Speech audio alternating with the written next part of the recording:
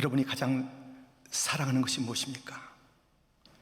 여러분이 정말 미워하는 것이 무엇입니까? 미워할 것을 사랑하고 사랑할 것을 미워하는 그런 삶을 사는 것은 아닌지요? 우리가 무엇을 사랑하고 무엇을 미워해야 될지, 우리 하나님께서 사랑하시는 것을 우리도 사랑하고, 우리 하나님께서 미워하는 것을 나도 미워하면 되는 것 아니겠습니까? 우리 하나님은 무엇을 사랑하실까요? 우리 하나님은 무엇을 미워하실까요? 오늘 본문에 선명하게 나와 있습니다. 본문 8절에 보면 물은 나 여호와는 정의를 사랑하며 불의의 강탈을 미워하여 성실히 그들에게 갚아주고 그들과 영원한 언약을 맺을 것이라. 정의를 사랑한다, 불의를 미워한다. 주님께서 분명히 말씀하셨어요. 우리도 정의를 사랑하고 불의를 미워하면 되는 것이에요. 그래서 오늘 우리는 이 정의를 사랑하는 그런 삶, 불의를 미워하는 삶을 함께 살펴보고자 하는 것입니다. 첫 번째 살펴볼 것은 정의를 사랑하라. 하나님은 정의를 사랑하십니다. 그러면 정의가 무엇일까요? 그 정의에 대한 정의, 데피니션은 이렇습니다. 이사야 1장 17절, 이사야 1장 17절에 보면 선행을 배우며 정의를 구하며 학대받는 자를 도와주며 과를 위하여 신원하며 과부를 위하여 변호하라 하셨느니라. 이 정의를 구하는 것은 선행을, 착한 일을, 옳은 일을 배우는 것이라. 학대받는 자 도와주는 것이고, 또 고아와 과부, 이렇게 어려운 자들을 도와주는 것이 바로 정의를 구하는 삶이라고 분명히 말씀하고 있습니다. 정의롭다 하는 것은 꽤 딱딱하게 느껴지잖아요. 저 사람 참 정의의 사도야 하면 굉장히 딱딱한 사람처럼 느껴지잖아요. 옳기는 옳은 것 같은데, 그러나 이 정의라는 것은 한없는 긍휼과 자비를 그 안에 담고 있어요. 정의 자체가 사랑의 일이에요. 사랑의 일. 특별히 누구를 향해서 힘들고 어려운 자, 슬픔의 사람, 낙심한 자, 상처의 사람들을 향한 그 긍휼의 태도가 정의라고 일러주고 있습니다. 정의에 대한 이야기를 말씀하시면서 이런 것이 정의다. 또 그 말씀 가운데 다시 확인할 수 있는 것은 시편 146편 7절 말씀이니 억눌린 사람들을 위해 정의로 심판하시며 줄인 자들에게 먹을 것을 주시는 이시로다. 여호와께서는 갇힌 자들에게 자유를 주시는도다. 억눌린 자, 줄인 자, 갇힌 자, 이들에게 관심을 가지고 그들을 먹이고 도와주는 그분은 누구냐? 정의의 하나님이라 말씀하고 있습니다. 정의는 계속적으로 우리에게 사랑과 긍휼의 삶이다. 누구에게? 어려운 자들에게, 상한 자들에게, 상처의 사람에게, 눌린 자들에게 그러한 긍휼과 자비를 베푸는 것이 정의인 것을 하나님의 속성과 그의 사역을 통해서 계속 우리에게 일러주시는 말씀을 통해서 알게 되는 것입니다. 이 정의로운 삶에, 긍휼의 삶에, 사랑의 삶에 포함되는 것은 외인이요 이방인들도 포함되는 것을 본문은 일러주고 있습니다. 본문 5절에 외인은 서서 너희 양떼를 칠 것이며 이방 사람은 너희 농부와 포도원지기가 될 것이나, 외인과 이방 사람에 대한 함께함, 어울림, 품어줌, 이런 것들이 정의라는 것을 계속 일러주고 있습니다. 가난하다는 이유로, 아프다는 이유로, 장애를 가졌다는 이유로, 문화가 다르다는 이유로, 피부색이 다르다는 이유로 차별받는 것 아닙니다. 그것은 우리 주님의 속성에 맞지 않고 우리가 따라야 될 그 삶이 아닙니다. 그 어떤 것에 의해서 차별받지 않는 것, 그것이 바로 정의로운 삶이며 우리 주님께서 그렇게 통치하시고 보여주시고 우리에게 일러주시는 정의로운 삶은 어떤 것도 차별받아서는 안 된다는 것을 우리에게 일러주고 있습니다. 예수님께서 소외된 자를 찾아갔습니다. 다 소외된 자죠. 힘들고 어려운 자들이죠. 상처받은 딸, 눈물의 아들들을 찾아갔습니다. 예수님께서 그렇게 하셨어요. 찾아간 자가 다 상처와 아픔이에요. 그런데 그것으로 끝난 것이 아닙니다. 여리고성에 상처로 살아가는 한 남자가 있었습니다. 그는 사람들이 친구로 여기지 않습니다. 지나가면 수근수근대는 자입니다. 아무도 그의 이름을 불러주지 않습니다. 아무도 그를 따뜻하게 여기지 않습니다. 저 못된 것 하면서 머리를 흔들었던 그러한 존재입니다. 사람과 어울릴 수 없었던 삭개오. 우리 예수님께서 그 삭개오를 찾아가서 삭개오야 불러줬습니다. 그 부름 하나 갖고 얼마나 기뻤겠습니까? 이름을 물어본 것도 아닌데 그가 자기 몸을 숨기듯이 있는 그런 뽕나무 위에 그렇게 참 숨기듯이 있었던 삭개오에게 찾아와서 삭개오야 불러줬습니다. 그리고 무엇이라 말씀하십니까? 내가 오늘 너희 집에 좀 유하겠다. 깜짝 놀랄 일이죠. 사람들이 다 놀라는 거예요. 본인은 왜 안 놀랐겠습니까? 거기서 끝났나요? 이름 불러주고 그 집에 들어가 주는 것으로서 한없는 위로가 됐는데 그것으로 끝났나요? 그렇지 않잖아요. 보세요. 누가복음 19장 8절부터 삭개오가 서서 주께 여짜오되 주여 보시옵소서 내 소유의 절반을 가난한 자들에게 주겠사오며 만일 누구의 것을 속여 빼앗은 일이 있으면 내 갑절이나 갚겠나이다. 예수께서 이르시되 오늘 구원이 이 집에 이르렀으니 이 사람도 아브라함의 자손이미로다.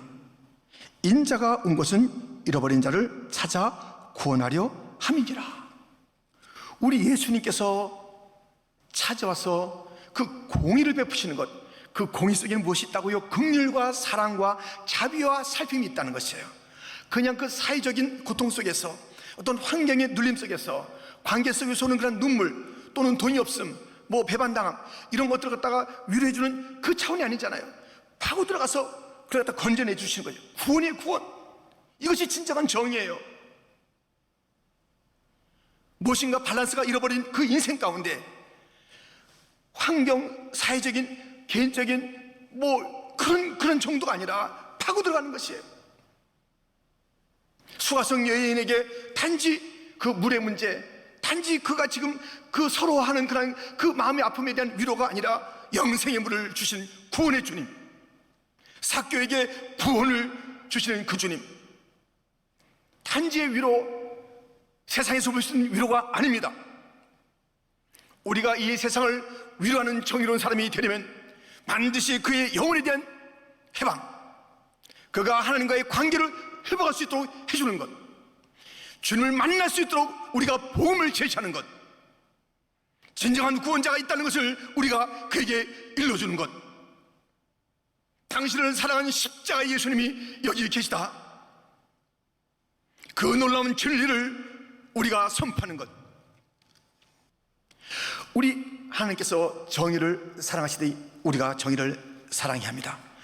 우리 주님께서 미워하시는 것이죠. 그래서 우리 두 번째 살펴볼 것은 불의를 미워하라라는 것입니다. 정의를 사랑할 뿐만 아니라 불의를 미워해야 합니다. 다시 우리가 8절을 보면 무릇 나 여호와는 정의를 사랑하며 불의의 강탈을 미워하여 성실히 그들에게 갚아주고 그들과 영원한 언약을 맺을 것이라. 주님께서 불의를 미워하는데 이 불의를 무엇이라고 하면 강탈하는 거예요. 강탈. 남의 것을 빼앗는 것이에요. 폭력으로, 위협으로, 아니면 막 꼬여서 사기쳐서 빼앗는 것 다 강탈이잖아요. 이게 불의예요, 불의. 남의 재산을 갖다 빼앗는 것, 그건 불의한 것이에요. 그건 강탈이에요, 강탈. 자기가 수고하지 않았는데 그것을 갖다가 막 하루 저녁에 다 움켜잡아요? 막 문을 두드리고 가서 막 그걸 뺏어내요? 강탈, 강탈. 그것을 미화할 수가, 좋게 여길 수가 하나도 없는 것이에요. 왜? 하나님께서 그것을 불이라고 말씀하시고 그냥 두지 않겠대요. 성실히 내가 하나하나 세상에서는 다 그 죄를 물 수가 없을 정도로 살살 빠져나가고, 이것을 못 봤을 거야, 봤다 한들 어떻게 한담 하면서 이것저것을 다 강탈해가는 그 상황 속에서 하나님 다 보고 계시다가 성실하게 내가 청구하리라, 내가 심판하리라 말씀하고 계십니다. 불의를 미워하시는 주님, 강탈을 미워하시는 주님이십니다. 남의 것을 빼앗는 것을 주님께서 미워하십니다. 이 불의가 또 어떤 속성이 있을까요? 빼앗는 것이 바로 불의이기도 하지만 이것도 불의예요. 무엇인가 하면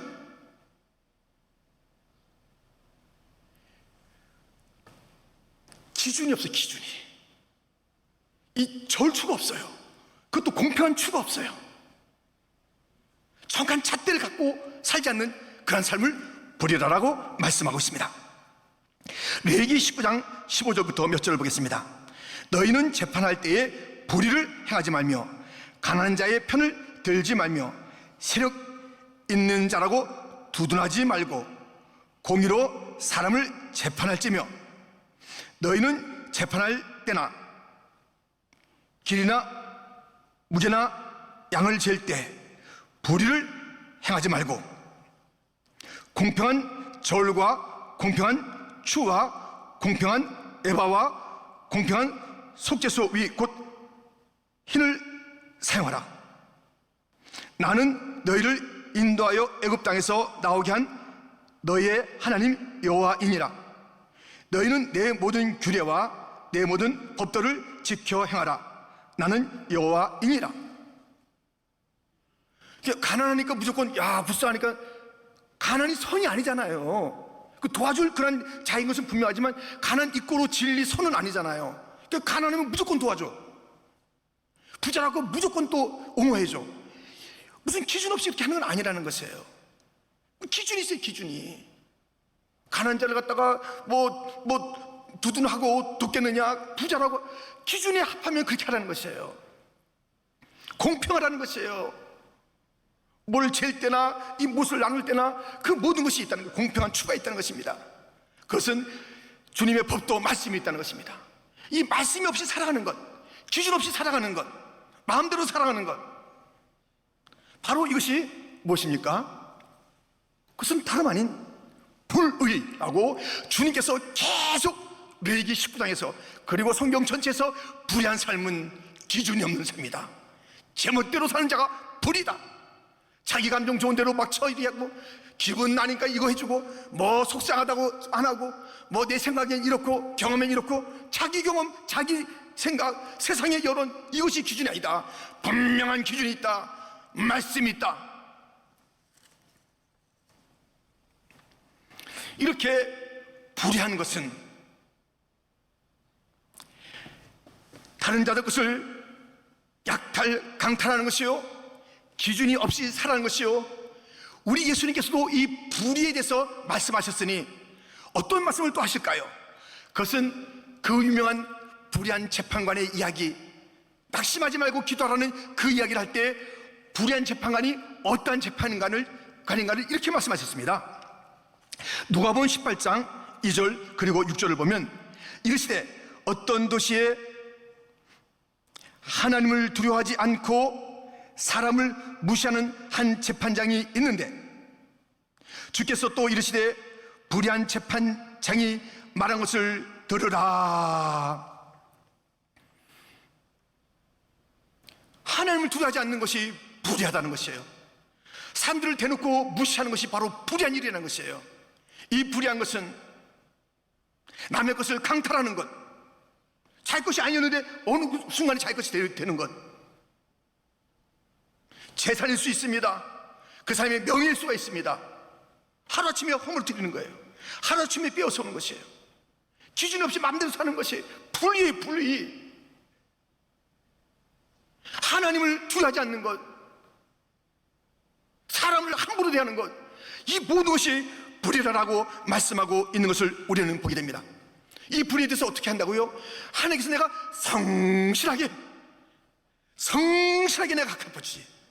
그 주님의 성이 아주 꼼꼼하며 철저한 그 주님의 성품이 이 불의한 자들에게도, 이 의로운 자에게도, 정의로운 자에게도 갚으시고 불의한 자에게도 갚으시는 것이에요. 성경의 맨 마지막 장인 요한계시록 22장, 그렇게 강조하고 있는 말씀을 들어보세요.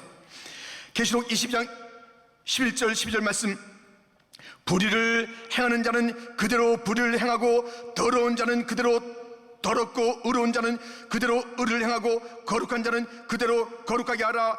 보라, 내가 속히 오리니 내가 줄 상이 네게 있어 각 사람에게 그가 행한 대로 갚아주리라. 이제 주님께서 오시겠다는 것이에요. 더 이상 이 불에서 돌이킬 수 있는 그런 기회를 갖다 놓쳤다는 것이에요. 이제 불의한 자는 불의로 내가 갚을 것이고 의로운 자는 내가 상을 줄 것이다. 주님께서 심판이 있다고 말씀하고 있지 않습니까? 이 불의는요, 우리 주님께서 사실은 그 말씀이라는 그 기준 그 전에 주신 게 있어요. 그 몇 가지 단계로서 우리가 이 불의를 갖다 이제 이거 불의다라고 이렇게 걸러낼 수 있는 것이 있으니 바로 양심입니다. 양심이 주어졌어요. 이게 잘못된 거지? 뜨끔? 여러분들 잘못된 거 하는데 뜨끔 안 그러세요? 그런 분들 뭐라 그러냐면 양심이 화인 맞았다 그래요. 양심이 기능을 안 하는 사람, 뭔가 뜨끔 해야죠. 뜨끔? 양심이 있어요. 그 다음에 또 걸릴 수 있는 게 뭐냐면 그 윤리예요. 윤리.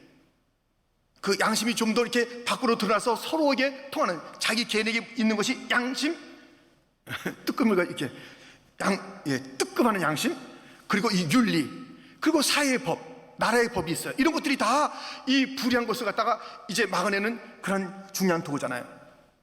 그리고 하나님 말씀까지 있어요. 근데 이게 다 통과해요. 양심도 통과, 윤리도 통과, 사회법도 통과, 하나님의 법도 통과. 왜 그래요? 이 시대가 죄의식이 없어져요. 죄의식이 없어진 시대에 지금. 예전에 뭔가 얘기하면 뜨끔한 게 있었을 테니까요. 이것이 뭐라 그러면 막 얼굴이 붉어지고 이 죄라고 얘기했는데 이제는 아무래도 당신 남의 거 탈취했어. 당신 지금 거짓말 지금 반복하고 있어. 뭐라고? 또 거짓말해요. 얼굴 하나 깜짝 안 하는 거예요. 이게 뭐 부끄러운 게 아니에요. 이게 너무너무나 당연한 듯이 하는 거예요. 이미 나라의 법은 없는 거예요. 그러고도 그것을 가르친다 하고, 그런 법을 갖다가 뭐 내가 만드는 그런 그 입법이 있다 하고, 그런 자들조차도 이 법이 무엇인지 모를 정도로 무참하게 기본 양심도 없고 윤리도 없고 법도 없고 하나님의 말씀도 두려워하지 않고 이런 세상이 되었습니다. 불의. 이 불의가 가득한데도 불의인 줄 모르고 살아가고 불의를 지적할 힘도 없고 뭐 내용도 없고, 그러니까 불의가 만연한 세상에 우리가 사는 거예요. 불의를 미워하라고 주님께서 말씀하셨는데 불의에 대한 그 감각이 없으니, 양심조차 없으니 하나님의 말씀에 대한 그 찔림이 어디 있겠으며, 양심조차 마비된 자가 사회나 윤리의 어떤 그 기준이 어떻게 자기 것이 될 수가 있단 말입니까?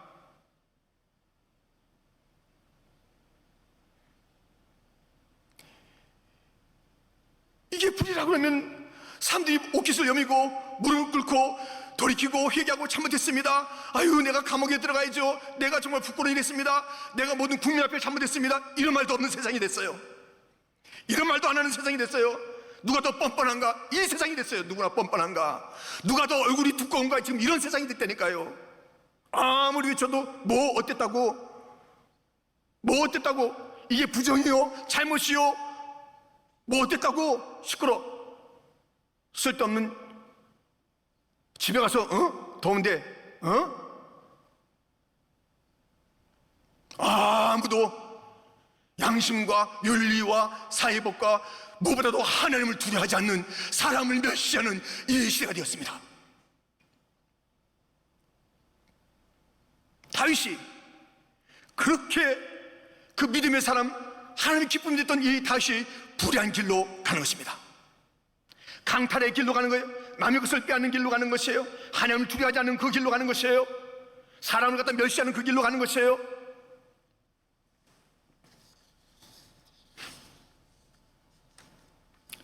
그럴 때 나단 선지자가 이렇게 말합니다.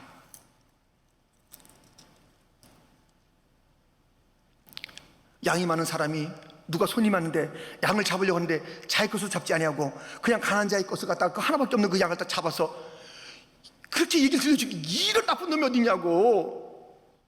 아니, 자기 것이 풍성한데 왜 그 없는 자, 그 하나밖에 없는 것을 갖다 빼앗아서 그렇게 남을 갖다가 하는 그 분노를 이렇게 쏟아냈을 때의 이야기입니다. 사무엘하 12장 7절부터 몇 절을 보면 나단이 다윗에게 이르되 당신이 그 사람이라. 어찌하여 내가 여호와의 말씀을 업신여기고 나 보기에 악을 행하였느냐. 내가 칼로 햇사람 우리아를 치되 암몬 자손의 칼로 죽이고 그 아내를 빼앗아 내 아내로 삼았도다. 이제 내가 나를 업신여기고 햇사람 우리아의 아내를 빼앗아 내 아내로 삼았음즉 칼이 내 집에서 영원토록 떠나지 아니하리라 하셨고. 지금 이 다시 불의한 길로 가는 거예요. 남의 것을 강탈했잖아요. 목숨을 앗았잖아요. 하나님 말씀이 기준이 되지 않았잖아요. 하나님을 업신여겼잖아요. 사람들의 아픔을 갖다 둘러보지 않았잖아요.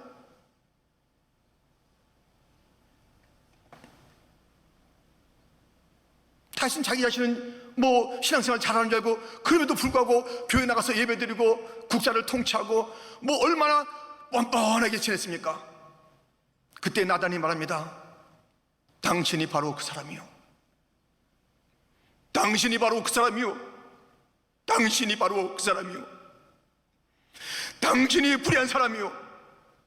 당신이 남의 아내를 빼앗고 그 충성스러운 그 신하를 죽이고 당신이 말씀의 기준도 버리고 당신이 하나님을 무시하고 사람들에게 눈물 자르게 한 당신이 바로 그 사람이요. 다윗은 하나님 앞에 엎드려 회개했습니다. 맞습니다. 하나님, 내가 바로 그 사람입니다. 내가 불의했습니다. 하나님께서 미워하는 그 사람 바로 납니다. 하나님이여, 내가 죄를 졌습니다. 그렇게 가슴을 찢고 회개하고 통회하고 자복하고 그런 일이 있었습니다. 불의한 길을 가다가도 바로 너 그렇게 말씀하시면 우리는 멈춰서서 우리가 다시 돌이켜 살 길을 찾아야 하는 것 아니겠습니까? 이 시대에 불의한 자가 있습니다. 남의 것을 강탈한 자가 있습니다. 우리가 사진에서 영상에서 보게 됩니다. 막 남의 것을 하루 저녁에 강탈하는 그런 모습을 보게 됩니다. 불의입니다. 하나님께서 심판하실 것입니다. 기준 없이 마음대로 살아가는 제멋들의 삶, 너무나도 뻔뻔해서 막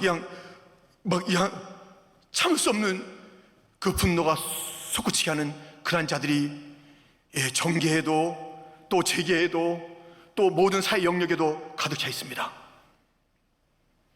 하나님을 두려워하지 않는 참 어이없는 인생들, 사람을 그렇게 무시하는 자들 많습니다. 그 사람들의 이름을 제가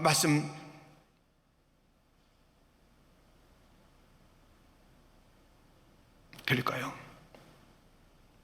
바로 당신입니다. 당신이요, 당신. 나요, 나. 바로 당신이요. 왜 다른 자들의 그 강탈의 모습 보면서 우리가 혀를 차고 있습니까? 왜 다른 자들이 그 뻔뻔한 모습 보고 왜 저런 사람이 다 있나? 저 인간 같지도 않은 인간이라고 우리가 말하는 그 사람이 바로 당신이요. 당신이요. 이 자리에 말씀 앞에 있는 당신이요, 나요. 하나님을 두려워하지 않고 살았던 우리들이요. 사람들을 그렇게 철저히 무시하고 마음대로 우리가 나에게 유익한 사람은 두둔해주고 또 안 그런 사람 멸시하고 기준이 없어, 기준이.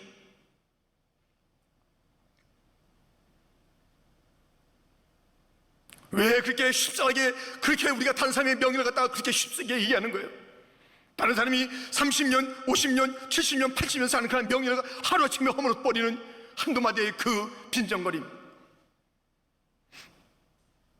왜 사기쳐서 다른 사람의 재산을 갖다가 탈취하냐고요? 왜 교묘한 그런 말을 통해서 다른 사람이 그 명예나 그런 것들을 탈취하냐고요? 왜 폭력을 쓰냐고요? 언어의 폭력을 왜 쓰냐고요? 불의한 사람이 당신이요 납니다.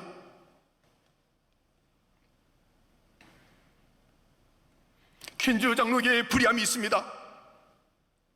그 가운데 살아가는 모든 부서와 모든 그 직분자와 모든 가정 개개인이 자유로울 수가 없습니다. 그렇지 않고서야 우리가 이러한 징계를 받고 있냔 말이에요. 지금의 이 어려움을 바라보면서 이 거리에서 번져지는 그런 어려움을 바라보면서 우리가 지금 그렇게 우리가 참으로 속상해하지만 우리 근본을 생각해 보시라고요. 이 수개월 동안 계속되고 그 터널 끝이 언젠가 알 수 없는 이 징계, 주님께서 성실하게 갚아주시는 거예요. 불의한 자가 돌아오는 그 마지막 찬스인 것입니다. 요한계시록 22장에 가면 더 이상 기회가 없는 거예요. 불의는 그대로 불의로 끝난다. 이 시대에 당신이 바로 그 사람이 하는 나단이 없는 시대입니다.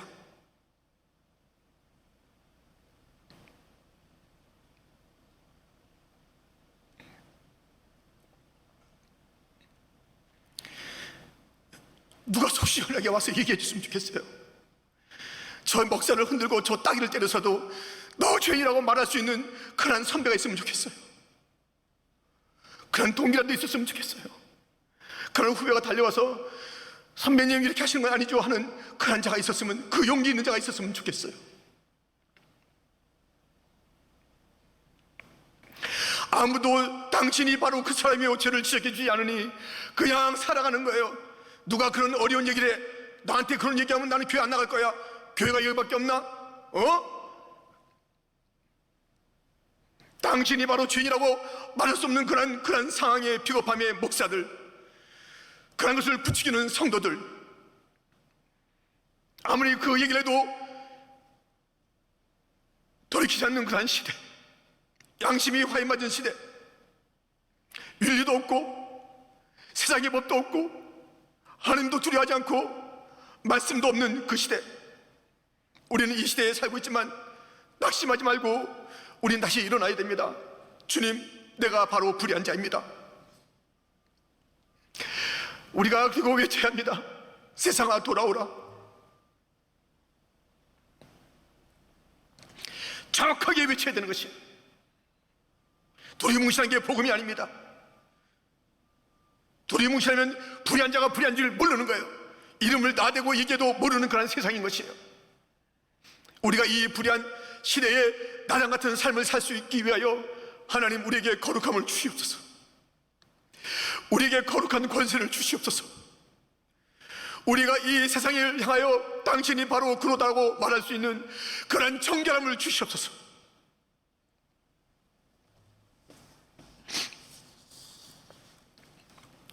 정의와 불의는 함께 어울릴 수가 없습니다. 하나님은 정의를 사랑하시고 불의를 미워합니다. 분리할 것은 분리해야 됩니다. 그러나 어울리는 것이 있습니다. 그 어울림이 바로 오늘 본문 마지막 절에 있습니다. 11절, 땅이 싹을 내며 동산이 거기 뿌린 것을 움돋게 함같이 주 여호와께서 공의와 찬송을 모든 나라 앞에 솟아나게 하시리라. 공의와 찬송, 정의와 구원이 어울린다고 말씀을 이미 드렸고 다시 한번 오늘 우리에게 일러주는 것입니다. 공의의 땅은 찬송의 땅입니다. 정의가 흐르는 땅은 하나님을 경외하는 땅입니다. 하나님 없이 자기들끼리 잘하는 것은 그건 인간의 복지일 것입니다. 복지를 나눠줘라, 뭐 돈을 나눠줘라, 뭐 혜택을 줘라, 얼마든지 세상은 하고 정부는 하고 사회기관은 할 수가 있습니다. 하나님을 보여주는 하늘에 계신 아버지 이름 거룩하사, 절망의 흑인 학생들에게 하늘이 있다라고 외쳤던 것처럼 우리는 하늘이 있다. 세상의 방식으로만 살아갈 자들이 아니다. 하늘의 아버지가 있다. 공의와 찬송이 솟구치는 나라가 되기를 원합니다. 이 미국 땅이 다시 한번 이 공의와 찬송이, 그래서 손에 손을 잡고 피부색에 상관없이 함께 예배드리는 그런 나라가 되고 싶습니다. 그러니까 사회적인 어떤 돌 좀 더 줄게, 얼굴 올려줄게, 일찍 퇴근시켜줄게, 이상한 얘기 안 할게, 그게 이 땅의 전부가 될 수가 없습니다. 하늘 앞에 손들고 나가야 됩니다. 그날이 오기까지 그 어떤 정의의 외침도 정의의 외침이라 할 수가 없습니다. 어느 누구도 일을 해줄 수 있는 것이 아닙니다. 우리가 할 수 있습니다. 교회가 해야 됩니다. 우리의 부류를 차복하고 그렇게 합시다. 공의와 찬송이, 정의와 구원의 노래가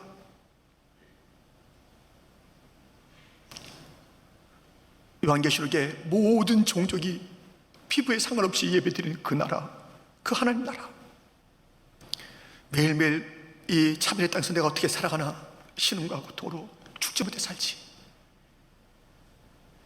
그 신음이 이 땅의 신음이 아니 되도록 우리가 사는 미국과 두건 우리 대한민국과 아니 온 열방이 그러한 땅이 되지 않도록 우리는 자복하고 불의에서 돌이키며 정의를 사랑하고 이 세상에 만연한 불의를 우리가 불의라고 외치며 정의의 하나님, 하늘의 하나님, 긍휼의 하나님, 사랑의 하나님, 구원의 하나님, 찬송의 하나님을 선포하며 나가는 우리들이 되어야 되는 것 아니겠습니까?